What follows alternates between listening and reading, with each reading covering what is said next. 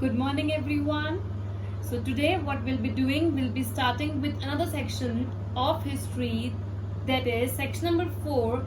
Did women have a revolution? In our previous videos, we have covered section number 4, section number 2, and section number 3 of French Revolution, and today we'll be completing this complete section, that is, section number 4. Students, till now, we people have talked about men in the France society, right? Initially, all the men of prosperous sections got basic human rights, and then the people or the men of less prosperous sections formed Jacobin club and revolted, and they got voting rights, right? This clearly shows that everything is done and gained by male members, right? Now, what about the women? What about the rights of women? Did women got revolution? Students, these questions will be answering in this lecture. So here is a brief content as to what we will be reading in this chapter. First, condition of women under monarchy rule. Second, clubs formed. And third, new laws for women. So these are the three topics which we will be covering in this lecture. Conditions of women under monarchy rule. Before starting with anything else, let us first discuss what are the problems that were faced by women during the monarchy rule. When King Louis XVI was ruling the country, the condition, the problems, the situations which are being there, which are being suffered by women. Let's look upon it first. First point, women of third estate had to work for their living. उनको अपनी living के लिए, क्योंकि जो main थे उस time पे, जो थर्ड स्टेट के जो लेस प्रॉस्परस सेक्शन के मेन थे, जो पुअर मेन थे, उनकी इनकम सफिशिएंट नहीं थी फैमिली की लिवलीहुड के लिए, फैमिली को बेसिक नीड्स प्रोवाइड करने के लिए. इसीलिए थर्ड स्टेट के विमेन को वर्क करना पड़ता था for living. Second, they worked as the women of third estate. They worked as laundresses, sold flowers, fruits and vegetables at the market. तो वो laundresses की तरह काम करती थी. They sell flowers, fruits, vegetables भी sell करती थी मार्केट में. और यही कुछ काम था जो उस टाइम पे थर्ड स्टेट की women अपनी livelihood के लिए वर्क करती थी. Employed as a domestic servants. Even they have to go to the houses of other sections of society also. यही नहीं, उनको दूसरों के मतलब फर्स्ट और सेकेंड एस्टेट जो मोर प्रॉस्परस सेक्शन है, उनके घर जा जाकर भी काम करना पड़ता था as a domestic servant. No access to education. Most of them are still not having access to education. Education बिल्कुल भी, मतलब obviously third estate वो अपनी basic amenities ही grab नहीं कर पा रही है, तो education तो बहुत दूर की बात है. ठीक है, so those most of the women are not having education as well. Daughters of wealthier members could study. जो wealthier members, जो wealthier class, जो upper class की जो daughters थी, सिर्फ वही स्टडी कर सकती थी. जो प्रॉस्परस सेक्शन की जो विमेन थी, सिर्फ उन्हीं को राइट थी एजुकेशन की, जबकि most of the women are not having right to education. They are not having access to education. Working women had to take care for their families में भी बहुत, मतलब अपनी फैमिली को जनरेट करने के लिए कुकिंग में इंडल्ज होना पड़ता था, और बहुत सारी चीजें विमेन को करनी पड़ती थी.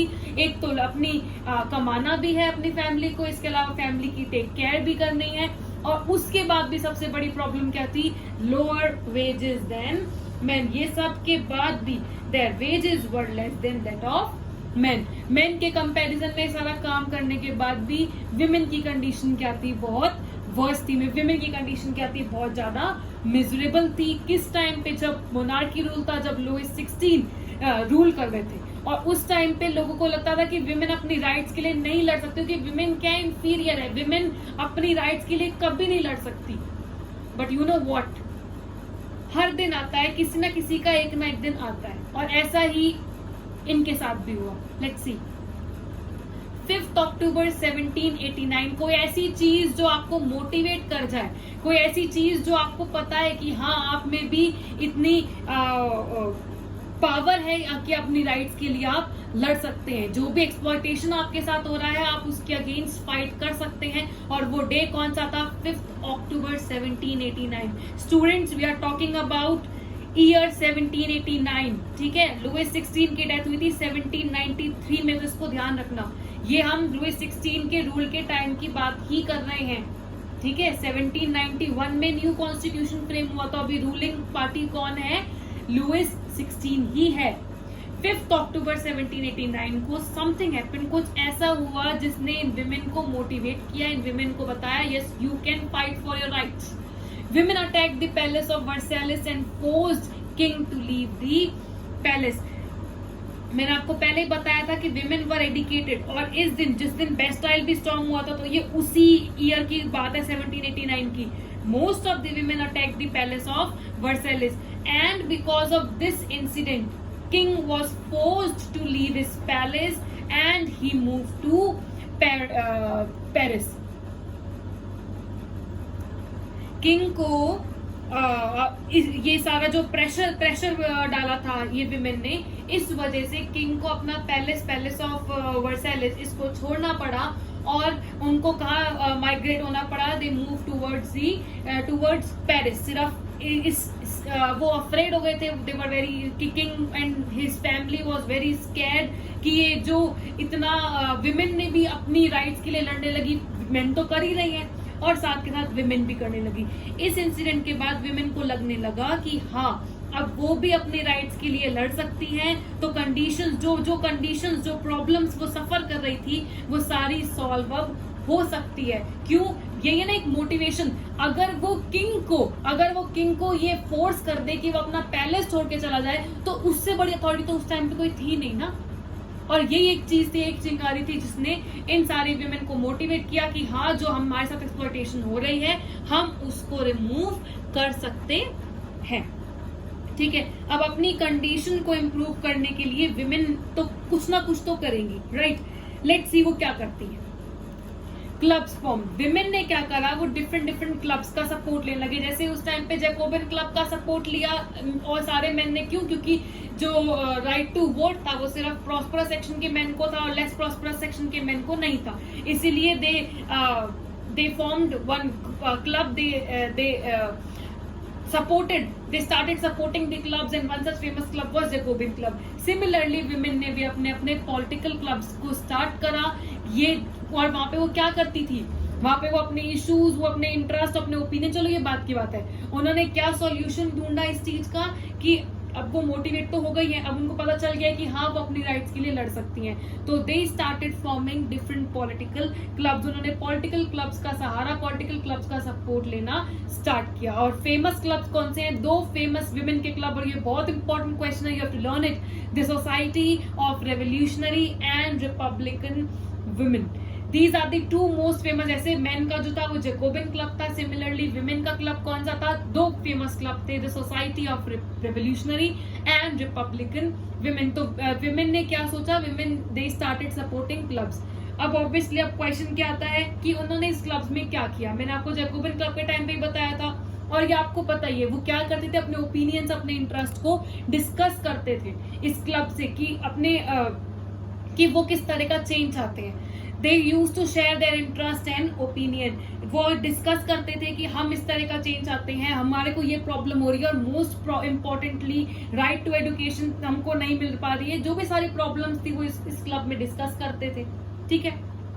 अब क्वेश्चन आता है, चलो इन्होंने क्लब फॉर्म करा, विमेन मोटिवेटेड हो गई, विमेन ने क्लब फॉर्म किया, उनका पर्पस क्या था क्लब फॉर्म करने का। अब क्वेश्चन आता है कि क्लब फॉर्म करने के बिहाइंड ऑब्जेक्टिव क्या था, उनका एम क्या था, वो चाहती क्या थी, क्या क्या चेंजेस लाना चाहती थी फ्रेंच सोसाइटी में विमेन, ठीक है। हमने ये पढ़ लिया कि क्लब्स में वो क्या करती थी, अपने ओपिनियन शेयर करती थी।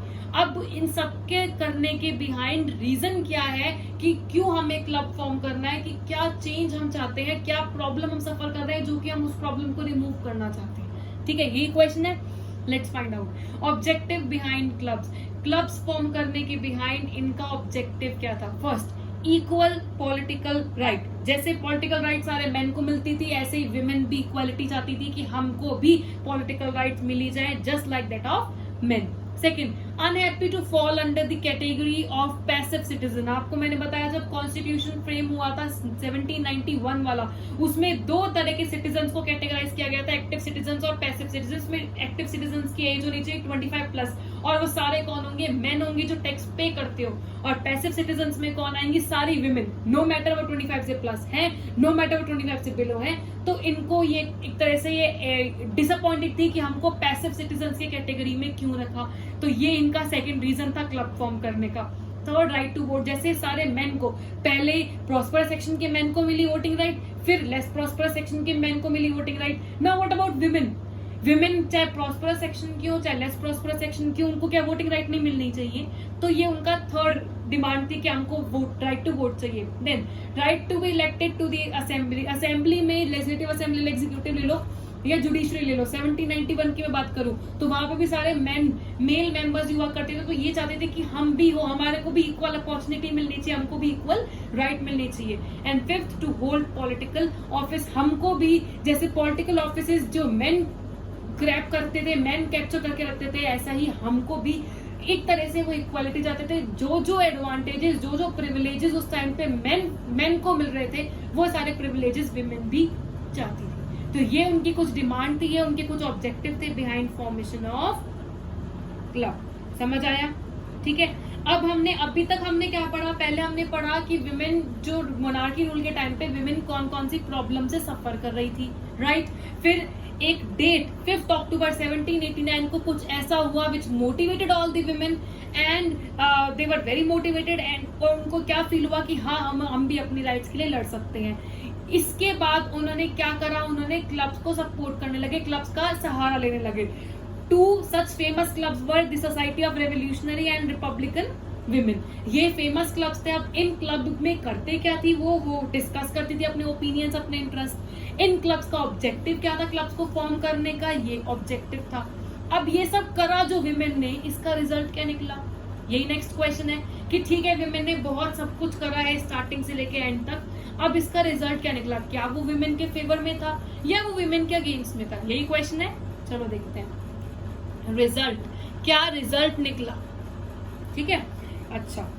Certain laws have been introduced to help the condition of women। बहुत सारे laws को introduce किया गया women की condition को improve करने के लिए, women की condition को enhance करने के लिए। Let's find out। First, schooling was made compulsory for girls। girls के लिए ऐसे नए नए state schools बनाए गए, government schools बनाए गए स्पेशली। क्यों? क्योंकि गर्ल्स के लिए अब कंपलसरी हो गया था एजुकेशन प्रोवाइड करना, एजुकेशन सीख करना। उनको राइट टू एजुकेशन नहीं थी और अब कंपलसरी कर दिया गया। तो ये एक फेवर, एक एडवांटेज विमेन को मिला। ठीक है। Second, fathers would not force them for marriage. No one will force them to marry. उनको कोई भी फोर्स नहीं करेगा, जब उनका मन चाहेगा वो तभी शादी करेंगी। Divorce was made legal. अब डाइवोर्स भी लीगलाइज कर दिया गया कि अब मेन और विमेन दोनों ही अप्लाई कर सकते हैं, एक तरह की इक्वालिटी रहेगी। Fourth, women could now train for jobs। अब वो जॉब ट्रेनिंग कर सकती हैं। now they can choose whatever occupation they want। वो आर्टिस्ट बन सकती हैं, वो कोई भी प्रोफेशन, कोई भी ऑक्यूपेशन चूज कर सकती हैं। तो ये कुछ रिजल्ट निकला किसका? इनके इतने सेक्रीफाइस का, इतना इनके क्लब फॉर्म करने का, इन्होंने जो भी जिसका भी हेल्प ली, इनका सब कुछ जो भी रिजल्ट निकला इस चीज का, वो इनके विमेन के फेवर में था। ठीक है। पर एक प्रॉब्लम थी, एक प्रॉब्लम जो अब भी कंटिन्यू होती रही थी। और प्रॉब्लम क्या थी? New government issued laws ordering closure of women's club. यहाँ पे न्यू गवर्नमेंट का मतलब है रेन ऑफ टेरर की मैं बात कर रही हूँ, जहाँ मैक्सिमिलियन रॉबेस्पियर रूल कर रहे हैं। तो उन्होंने लॉज इशू कर दिए थे regarding closure of women's club. जो विमेन के जो 2 क्लब फॉर्म हुए थे, बहुत सारे क्लब फॉर्म हुए थे, ये दो फेमस क्लब है। तो उन्होंने क्या करा? रेन ऑफ टेरर, जब मैक्सिमिलियन रॉबेस्पियर रूल कर रहे थे, तब सारे विमेन के जो क्लब थे उनको क्लोज कर दिया गया। जो लीडर्स थी उन क्लब की, उनको अरेस्ट कर दिया गया और मार दिया गया। They were even executed also. And one such leader was Olympe de Gouges. इनका आपको अलग से एक वो दे रखा है, डिस्क्रिप्शन दे रखा है इनका। और she wrote a declaration of right of women and citizen. इन्होंने भी लीड करा है क्लब को, पर आखिर में इनके साथ भी क्या हुआ? She was arrested and she was also executed. इन्होंने भी बहुत सारे चेंजेस लाने चाहे और ऑब्वियसली वो चेंजेस क्या थे? विमेन के फेवर में ही थे। तो ये प्रॉब्लम जो थी एक कंटिन्यू होती ही रही। विमेन ने जो भी सारे क्लब्स फॉर्म करे थे, उन क्लब्स को क्या करा गया? क्लोज कर दिया गया मैक्सिमिलियन रॉबेस्पियर ने। वही तो है ना, मैक्सिमिलियन रॉबेस्पियर की जो पॉलिसीज थी वो कईयों के लिए अच्छी कईयों के लिए बुरी थी, और जिस तरह से क्योंकि लोगों ने उनको सपोर्ट नहीं किया इसीलिए मैक्सिमिलियन रॉबेस्पियर की डेथ भी उसी तरह से हुई जिस तरह से वो लोगों की डेथ करते थे. पर never lose hope. Women never left hope. They continued fighting, and finally in 1946 women in France got right to vote. ये इतने सालों तक फाइट करती रही अपनी राइट्स के लिए कि हमको भी इक्वालिटी मिलनी चाहिए, ये होना चाहिए, वो होना चाहिए, और फाइनली राइट टू वोट उनको मिल गया था. इन which year? 1946. They never ever lose hope, they never left hope. उन्होंने फाइट करती गई वो अपनी राइट्स के लिए कि हाँ जिस तरह से मेन को मिल रही है उस तरह से हमको भी राइट मिलनी चाहिए. And they got right to vote exactly in which year? In the year 1946. This also you have to learn. 1946 में उनको right to vote finally women को मिल गया था. तो यहाँ पे हमारा सेक्शन खत्म होता है. I hope you understood each and every topic which I have taught you today, and if you have any problem feel free to ask me. Now let's move on to the test time. There are 2 questions. You have to tell me the answers in the comments. Question number first, name 2 famous women clubs. 2 famous club जो women के women ने support किया जिन clubs को वो 2 clubs के नाम बताइए. Question number 2, when did women in France got right to vote? In which year finally women in France got right to vote? You have to tell me the answers in the comment section. That's it for today. Thank you and bye bye.